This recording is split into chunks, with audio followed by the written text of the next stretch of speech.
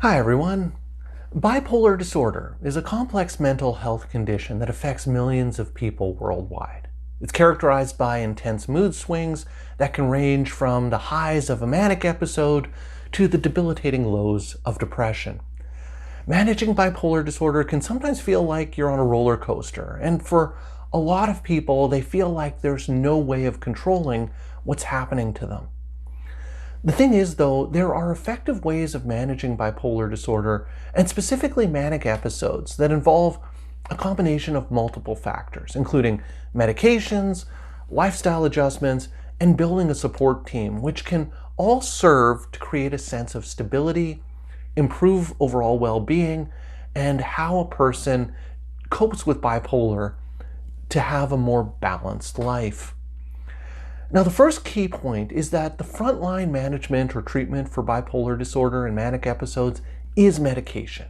It's really difficult, if not impossible, to practice psychological skills, lifestyle changes, adjusting thinking patterns, and modifying behavior if the person with bipolar disorder is not stabilized on medications. And the typical medications that are often used to treat bipolar disorder and mania are things like mood stabilizers, major tranquilizers, and antidepressant medications. So for the purposes of what we're going to be talking about today, we're going to assume that the person with bipolar disorder is stable on their medications. If the person is in the midst of a manic episode, a lot of the approaches we're going to be talking about for managing bipolar disorder just aren't going to work until the person is no longer in the manic episode and is more stabilized on medications. And this is one thing that people often mistakenly believe about bipolar disorder, and that's that the only treatment that works for bipolar disorder is medications. I like to think of it more as the medications serve the role of stabilizing an individual, but there's lots that a person can do above and beyond just medications that can help them better manage bipolar disorder moving forward. So one of the first critical tools or approaches for managing bipolar disorder is to establish and stick to a regular routine. Creating a structured daily routine provides stability and predictability, which is crucial in managing bipolar disorder. One of the most important things you can do is to develop a consistent sleep pattern, because manic episodes tend to disrupt a person's sleep, and the more sleep deprived a person is, the more vulnerable they are to falling into a manic episode. So there are lots of things that you can do to establish a regular sleep routine and sleep cycle as a way of optimizing how much you're sleeping, and this can also maintain a routine for the rest of your day. And I've talked about ways of improving sleep and sleep hygiene in this video, and so I'd encourage you to check that out if you're wanting to learn more about how to establish and maintain a regular sleep schedule. Another important aspect of establishing and maintaining a daily routine is ensuring that you're having regular meal times, which can also ensure that you're eating more healthy, which can help stabilize mood and energy levels. The more stable your mood and energy levels, the less likely you are to fall into a manic episode.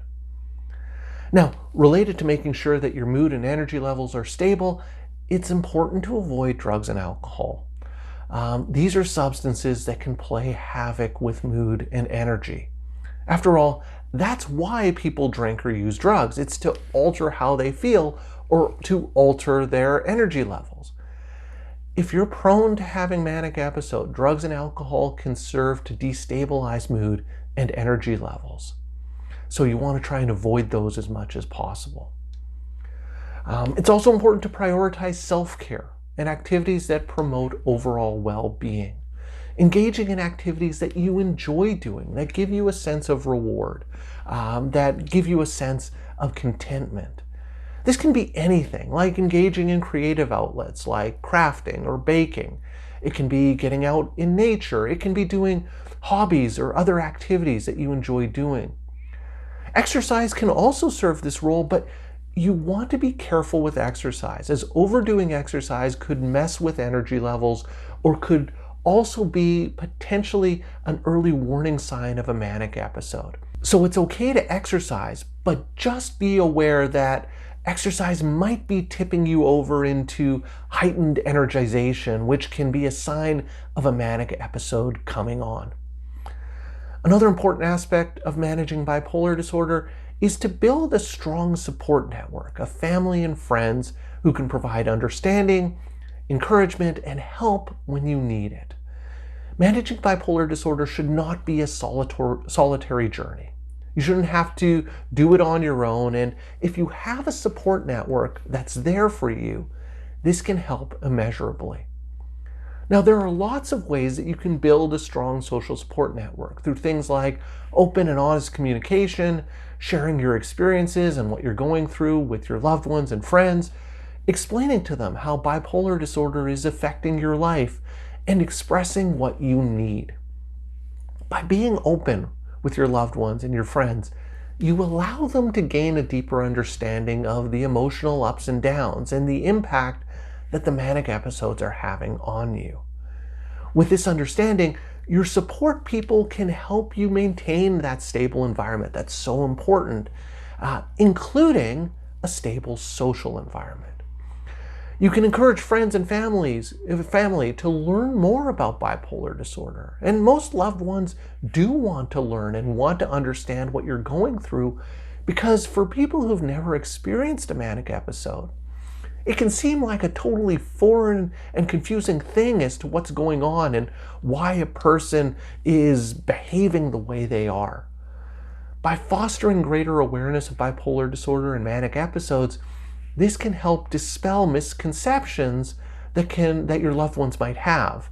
It can reduce some of the stigma and shame that you might feel, and it can foster a sense of empathy within your social support network. So the more they know, the better. The other thing you want to think about doing is to make sure that the people in your social support network are taking care of themselves as well. Bipolar disorder can have a tremendous impact on the people around you, and even though they may want to do everything they can to support you, this can be draining on them. And so it's really important that you encourage the people in your social support network to prioritize their own well-being and self-care, rather than being entirely focused on what you need. In this way, you can establish appropriate boundaries for everyone involved, and that can lead to a much healthier social environment. So you have a regular routine, you're prioritizing self-care, you've built and are maintaining your social support network. Now it's important to be aware and recognize triggers and early warning signs that you might be slipping into a manic episode. These types of triggers can vary from person to person, but can include things like disrupted sleep, substance use, or high stress situations. What you want to think about is, what are some of the things that were going on in your life? What were the situational factors that may have contributed to past manic episodes? You may notice a pattern or certain types of triggers that tended to precipitate your manic episodes. And so it becomes really important to keep a lookout and to be vigilant to any of those triggers that might be coming up in your life. And at the same time, you also want to be aware of what are some of the warning signs of an impending manic episode. These might be things like noticing you're having more energy or feeling more amped up for no apparent reason. You may notice that you're not sleeping as much and not needing as much sleep. You might notice that your thoughts are starting to race a bit more quickly than usual, or that you're more irritable or impulsive. If you start noticing some of those things, particularly in the context of some of those trigger situations, then it's probably a good sign that you're in the early stages of a manic episode. And if you can catch the manic episode earlier on, you can reach out to your doctor or psychiatrist or mental health professional and make the adjustments needed to prevent a full-blown manic episode. You see, the thing is, we don't yet have a cure for bipolar disorder and manic episodes. People who have bipolar disorder tend to experience more than just one manic episode, and so the goal really is about managing and preventing those manic episodes from happening as much as possible. And the combination of medications, lifestyle factors, a good social support system, and recognizing early warning signs can go a long way in preventing future manic episodes. If you're interested in learning more about bipolar disorder and some of the symptoms and features of manic episodes, I'd encourage you to check out this video.